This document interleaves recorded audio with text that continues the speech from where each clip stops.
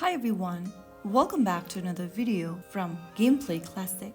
In this tutorial, I'm gonna be guiding you through how to change the language in Mobile Legends Bang Bang application on your mobile device. So let's get started. First of all, launch the Mobile Legends Bang Bang app on your device and from the main screen, tap on the gear icon at the top right corner.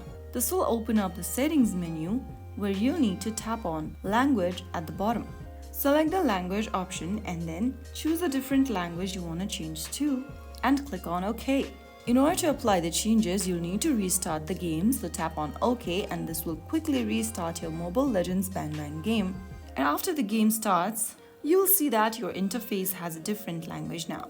You can always go back and repeat the process in order to change to a different language again whenever needed. So that is how it's easily done. I hope you found the video helpful. If you did, make sure to like, share and subscribe to Gameplay Classic so that you'd never miss out another Mobile Legends tips. I'll see you in the next video. Stay tuned till then.